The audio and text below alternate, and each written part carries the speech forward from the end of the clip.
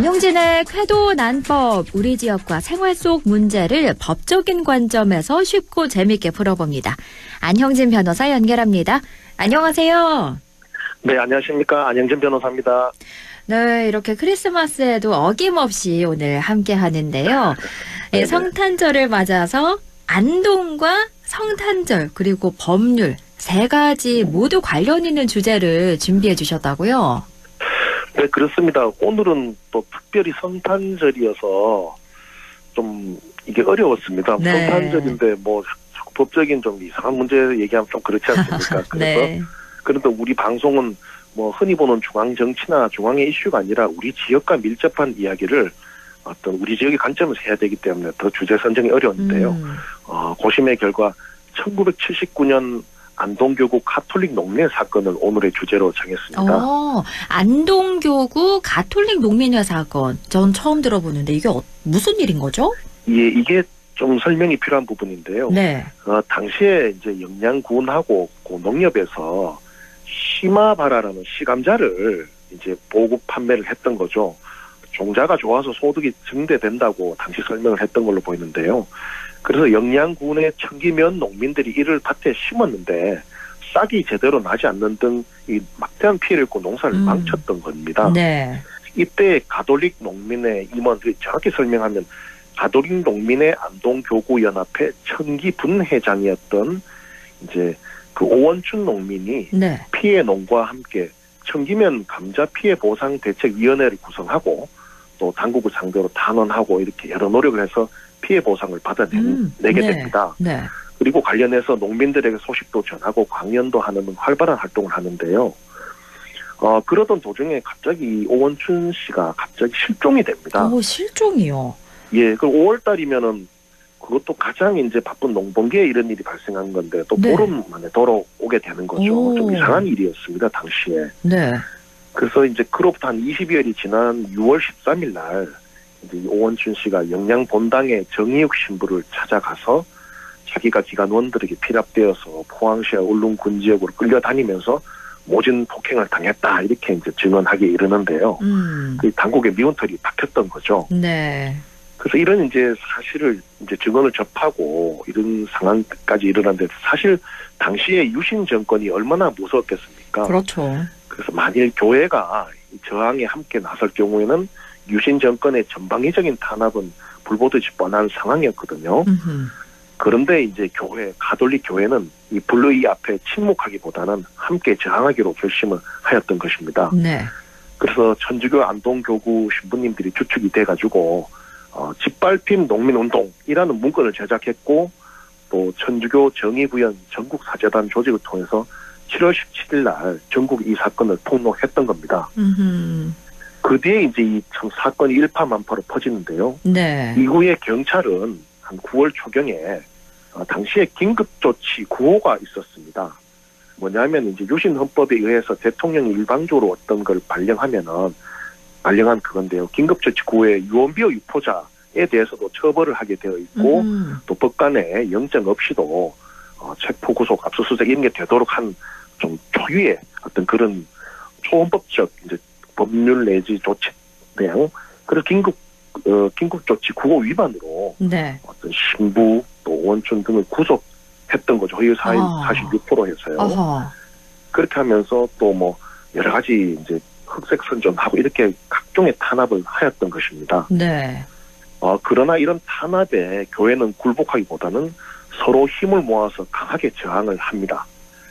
이 안동교구 목송동 주교자 성당에서 이제 당시 안동 교구장이었던 두봉 주교님, 서울대교구장 김수환 스테파노 추기경이 비롯한 120여 명의 사제, 600여 명의 가톨릭 농민 회원들이 참석한 가운데 기도회를 열었는데요. 지금 안동교구 목성동 주교자 성당이라고 하면은 지금 현재도 안동에 있는 그 목성동 성당을 말합니다. 거기 성심 유치원이 있는 거기 이른바 종교타운 내에 있는 그쪽을 말하거든요. 네. 시청 근처에 있는 바로 거기에서 이런 시국 기도가 열렸던 것이고요. 그래서 이 목성동 성당이 그렇게 참 역사 유서가 깊은 곳입니다. 이제 그때 그 시국 기도회 때 돌아가신 김수환 추기경님은 정부의 농민운동 탄압을 신랄하게 비판을 했는데요. 네.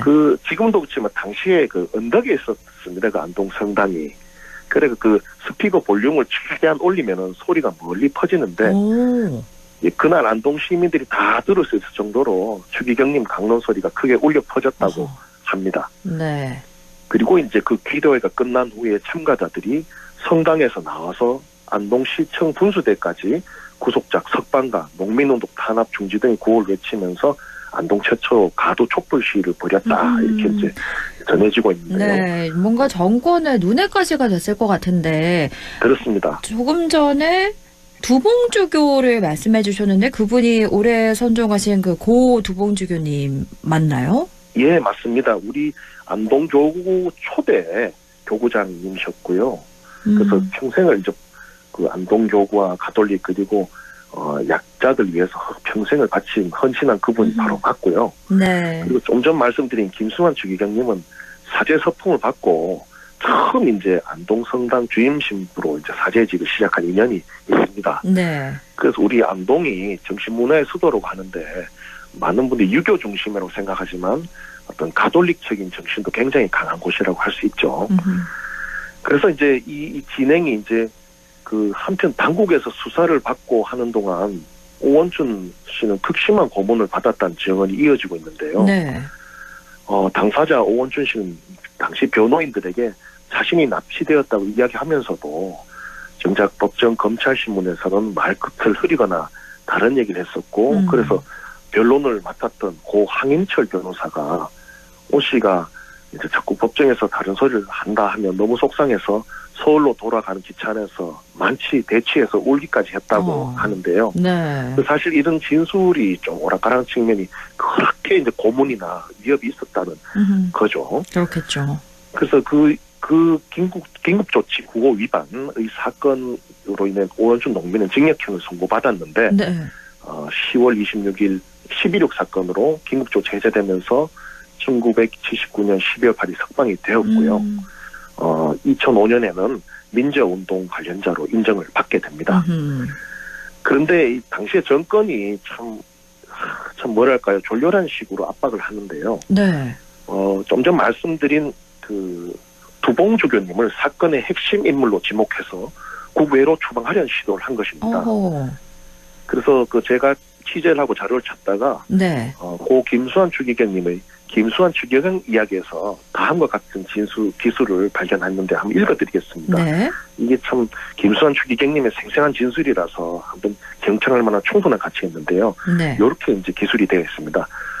정부는 이 기회에 천주교 민주화 운동에 철퇴를 가하겠다는 의도로 안동 교구장 두봉주교를 압박하기 시작했다. 외무부 장관을 교황청에 파견해 외국 선교사의 정치 간섭을 문제 삼아 추방 의사를 전달했다. 마침 두봉주교님은 교황청에 안동 교구장직 사임서를 제출해 놓고 재가를 기다리고 있던 참이었다. 두봉주교님은 교구장직 취임, 즉 1969년 전부터 외국 선교사이기 때문에 교구 자립 기반을 닫고 10년 후 물러나겠다는 말씀을 공공연히 하셨다. 교황청은 사임서 수락 여부를 쉽게 결정하지 못했다. 사임 수락은 자칫 한국 정부의 추방 압력에 굴복하는 모습으로 비춰질 수 있기 때문이다. 두봉주교님도 그 점을 염려하고 계셨다. 교황님은 의견을 좀 더 폭넓게 듣고자 나와 윤공희 대주교님을 로마로 부르셨다. 그 자리에서 이제 추기경님께서 김수환 주님께서 지금 사임서를 추리하시면 결과적으로 한국 정부의 두봉주교 추방에 협력하는 셈이 됩니다. 사임서를 발리해 주십시오. 라고 건의를 했고, 결국 두봉주교님은 교구장직을 더 수행하신 후에 1990년 교구민의 박수를 받으면서 명예롭게 물러나셨다. 바티칸은 유신 독재 정권에 맞서 정의와 인권을 지키려는 한국교회의 외로운 투쟁을 잘 알고 있었다. 이런 이제 역사적 기록이 남아 있습니다. 네, 정말 세세하게 적혀져 있네요. 그렇습니다. 이게 참 우리 안동을 비롯한 경북 북부 지역과 그리고 교계의 자랑스러운 역사인데요. 네.